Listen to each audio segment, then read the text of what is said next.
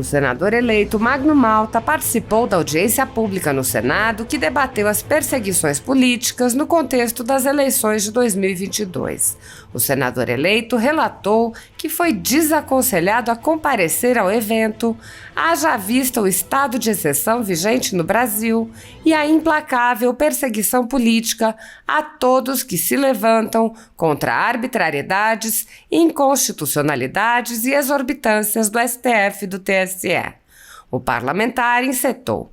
Diziam, nós precisamos de você, eles não têm limite, não vá. Eu refleti e disse a mim mesmo, não ir lá é perder o direito de olhar para mim mesmo no espelho. Eu tenho 3 filhas, 2 netas. A vida, ela é fútil e passageira. E se nós não lutarmos por um legado e não expusermos o que nós acreditamos, nós condenamos as gerações futuras. Essa casa, constitucionalmente, se é que ainda existe Constituição no Brasil, tem o poder e o dever de colocar as Supremas Cortes no seu devido lugar. E esta casa tem aberto mão desse seu dever, e não somente direito, constitucional. No ensejo, Magno Malta solicitou, até para resguardar o Gayer, resguardar a Bárbara, que Vossa Excelência evoque por escrito as notas taquigráficas das sabatinas dos ministros que estão no Supremo hoje, porque as notas taquigráficas e os vídeos certamente garantirão a segurança daqueles que citaram algum nome desses ministros, porque hoje é proibido. Você já não tem mais a liberdade de citar o nome de alguém até para discordar, mesmo que não seja para ofender. Aliás, a Constituição diz que quando você se sente ofendido, você vai à primeira instância, mas hoje não. Tudo se resolve na Suprema com os inoxidáveis. Neste contexto, o senador rememorou a sabatina de Alexandre de Moraes no Senado Federal, quando de sua aprovação para ocupar o cargo de ministro do STF. Os senhores verão que ao final estarão aptos, entendendo hoje o comportamento deles, que a sabatina deles não passou de um estelionato, ou no mínimo falsidade ideológica. Eu sabatinei o então advogado Alexandre de Moraes, ex-ministro do Temer, e ao final da minha fala eu disse, o senhor, ao ser aprovado, chegando lá e colocando uma capa nas costas, o senhor vai receber um pedido de audiência de um senadorzinho como eu, ou vai receber no hall como se Deus fosse? Eu disse, como se Deus o senhor fosse. Foi mais do que a profecia. Ele se comporta como Deus, o soberano da nação. Nas mãos dele, na caneta dele, está o deboche, a anarquia, a prisão, a soltura. Nesta esteira, ele complementou. Quando eles são sapatinados aqui, eles não recebem nenhum título de interpretadores da Constituição. Não é isso. Ao ser aprovados no plenário, eles saem com um título de guardiões da Constituição. Senhores ministros, guardiões da Constituição é para guardar o que está escrito. Não é para mexer uma vírgula nem um tio. Malta salientou ainda como ministros do STF desrespeitam o Senado Federal. Eu disse ao Alexandre de Moraes, os senhores, quando sentam aqui, para botar a toga nas costas, vendem até a mãe. Eu disse, e eu não estava falando mentira. Mas ao fazer esse requerimento, o senhor vai proteger e vai descobrir o que o Brasil já sabe e a mídia de esquerda nunca vai dar. A sabatina não passou de estelionato ou no mínimo de falsidade ideológica. Essa casa tem que se dar ao respeito. Eles desrespeitam e não vêm a essa casa. O desrespeito é grande da parte dos ministros? Claro, mas o desrespeito dessa casa por ela mesma é pior. A ditadura da toga segue firme. O Brasil tem hoje presos políticos e jornais, parlamentares e influenciadores censurados. A Folha Política tem toda a sua receita, gerada desde 1º de julho de 2021, confiscada por uma canetada do ministro Luiz Felipe Salomão, ex-corregedor do TSE, com o aplauso e o respaldo dos ministros Luiz Roberto Barroso, Alexandre de Moraes e Edson Fachin. Além disso, todas as receitas futuras do jornal obtidas por meio do YouTube estão previamente bloqueadas. Há mais de 17 meses, todos os rendimentos do jornal estão sendo retidos sem justificativa jurídica. Anteriormente, a Folha Política teve sua sede invadida e todos os seus equipamentos apreendidos a mando do ministro Alexandre de Moraes. Mesmo assim, a equipe continuou trabalhando como sempre, de domingo a domingo, dia ou noite, para trazer informação sobre os três poderes e romper a espiral do silêncio imposta pela velha imprensa, levando informação de qualidade para todos os cidadãos e defendendo os valores, as pessoas e os fatos excluídos pelo mainstream, como o conservadorismo e as propostas de cidadãos e políticos de direita. Se você apoia o trabalho da Folha Política e pode ajudar a evitar que o jornal seja fechado, pela ausência de recursos para manter sua estrutura, cumprir seus compromissos financeiros e pagar seus colaboradores, doe por meio do Pix, cujo QR Code está visível na tela, ou por meio do código ajude@folhapolitica.org. Caso não utilize Pix, há a opção de transferência bancária para a conta da empresa Raposo Fernandes, disponível na descrição deste vídeo e no comentário fixado no topo. A Folha Política atua quebrando barreiras do monopólio da informação há 10 anos e, com sua ajuda, poderá se manter firme e continuar a exercer o seu trabalho.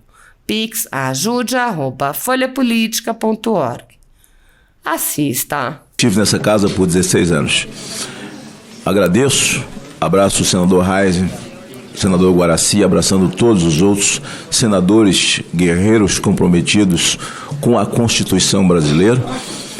E os meus parabéns é por ter essa sessão, está acontecendo, essa audiência pública no Senado, e vou dizer quais as razões. Fui desaconselhado a estar aqui por muita gente. Uns diziam, nós precisamos de você, eles não têm limite, não vá. E eu refleti e disse a mim mesmo, não ir lá é perder o direito de olhar para mim mesmo no espelho. Eu tenho 3 filhas, 2 netas. A vida, ela é fútil e passageira. E se nós não lutarmos por um legado e não expusermos o que nós acreditamos, nós condenamos as gerações futuras. Nessa casa, porque esta casa é que constitucionalmente, se é que ainda existe Constituição no Brasil, tem o poder e o dever de colocar as Supremas Cortes no seu devido lugar. E essa casa tem aberto mão desse seu dever e não tão somente o direito constitucional. Eu quero pedir a Vossa Excelência, até para resguardar o Gayer, resguardar a Bárbara, que disse agora eles virão para cima de mim, que Vossa Excelência evoque por escrito as notas taquigráficas das sabatinas de todos os ministros que estão no Senado, lá no Supremo hoje. Porque as notas taquigráficas, as gravações de áudio que estão acontecendo e que acontecem em todas as sessões e os vídeos, certamente, deputado Osmar, garantirão a segurança daqueles que citaram algum nome desses ministros, porque hoje é proibido. Você já não tem mais a liberdade de citar o nome de alguém, até para discordar, mesmo que não seja para ofender. Aliás, a Constituição diz que quando você se sente ofendido, você vai à primeira instância e você entra com um processo contra a pessoa. Mas hoje não. Tudo se resolve na Suprema com os inoxidáveis. Quando o senhor requerer as notas taquigráficas, e aí eu gostaria de pedir às pessoas que são minuciosas nas redes sociais, no YouTube, e que fossem procurar a sabatina de todos os senhores ministros do Supremo Tribunal Federal, hoje ministras. Os senhores verão, ao final, que estarão aptos, entendendo hoje o comportamento deles, que a sabatina não passou de um estelionato, ou no mínimo, falsidade ideológica. O que ocorre hoje no Supremo Tribunal Federal, eu sabatinei o então advogado Alexandre de Moraes, ex-ministro do Temer, e ao final da minha fala foi muito importante. Eu disse: o senhor, ao ser aprovado, chegando lá e colocando uma capa nas costas, o senhor vai receber um pedido de audiência de um senadorzinho meia boca, semi-analfabeto como eu, ou um vereadorzinho do interior, ou vai receber naquele hall com todo mundo em pé, como se Deus o senhor fosse? Ele disse: não, senador, jamais, receberei no meu gabinete. Eu disse: como se Deus o senhor fosse. Foi mais do que a profecia. Ele se comporta como Deus, o soberano da nação. Me lembro disso. Nas mãos dele, na caneta dele, está o deboche, a anarquia, a prisão, a soltura. Quando eles são sabatinados aqui, eles não recebem nenhum título ao ser aprovado de interpretadores da Constituição. Não é isso. Eles saem daqui com um título ao ser aprovado no plenário. No plenário de guardiões da Constituição. Senhores ministros, guardiões da Constituição é guardar o que está escrito. Não é para mexer numa vírgula nem um tio. Segundo a Bíblia, na Bíblia, quem toca nela numa vírgula será anátema. Não é criar uma nova Constituição ou criar narrativas a partir do próprio punho. O deboche está na lei. Eu não vou citar aqui aquilo que já foi citado tecnicamente pelos técnicos e por aqueles que fizeram o seu argumento com base no texto constitucional, e assim vai acontecer com outros aqui. Mas uma coisa simples: quem pode mais, pode menos. A Constituição é maior do que uma resolução. A resolução do TSE, do Tribunal Superior Eleitoral, que diz: olha, em havendo alguma anomalia, seja entidade, seja partido ou qualquer um, do jeito que está escrito lá, você pode muito bem fazer o seu questionamento. Foi isso que o PL fez. Se percebeu alguma alteração ou anomalia, você pode fazer o questionamento, porque quem abre a porta e diz: você pode me questionar, está dizendo: eu responderei o seu questionamento. Ao questionar o PL, ao fazer o questionamento, simplesmente em 13 minutos, num comportamento irônico, também com uma multa de 22,9, irônico porque ele pode todas as coisas, ele simplesmente responde em 13 minutos as muitas laudas explicativas e detalhadas que foram feitas pelo maior partido político hoje desse país. Ainda que fosse o menor, deveria ter sido respeitado. Ainda que fosse um cidadão indouto, deveria ser respeitado, ou o mais letrado de todos os doutores. Nem foi lido. É como se recebesse na quinta e jogasse na sexta. Então, nós, o povo brasileiro, que nos indignamos, e o nome disso é a indignação do justo, e eu não posso te falar de uma coisa que eu não tenho conhecimento, mas dessas coisas eu tenho conhecimento, e reitero a Vossa Excelência: proteja essas pessoas, requerendo cópias taquigráficas, áudio, vídeo da sabatina de todos eles.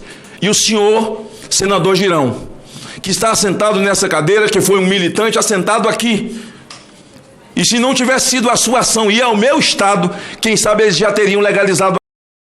Diante de todos os desmandos que desmonta algo que foi montado com muita dificuldade dentro de uma pandemia, como subida do dólar, queda da bolsa, juro crescendo, só de ouvir falar, onde nós vamos parar? O senhor protegerá, porque descobrirá ao final de que tudo o que ocorreu ao serem sabatinados, e eu disse ao senhor Alexandre de Moraes: os senhores, quando sentam aqui para botar a toga nas costas, vende até a mãe. Eu disse, e eu não estava falando mentira, mas ao fazer esse requerimento, requerendo, o senhor vai proteger e o senhor no final vai descobrir aquilo que o Brasil sabe e a mídia de esquerda nunca vai dar, que a sabatina não passou de um estelionato, de uma sabatina de estelionato, ou no mínimo de falsidade ideológica. Essa casa precisa se dar o respeito. Ela convida um ministro para vir aqui, não consegue aprovar a convocação e tem esse poder, mas não consegue. Eles desrespeitam e não vêm. O desrespeito é grande da parte dos ministros? Claro, mas o desrespeito dessa casa por ela mesma é pior. Mas aqueles para concluir, que têm coragem, como Vossa Excelência, o Espiridião Amin, o Heisen, o Guaraci e outros que eu não tenho como citar o nome, mas que se sintam representados, os senhores estão falando em nome de um Brasil, de uma maioria absoluta, sólida de brasileiros, como disse os meninos do canal Hipócrita e o Gayer, que estão nas ruas até que a voz seja ouvida, porque justiça e lei caminham juntas, é como uma dupla.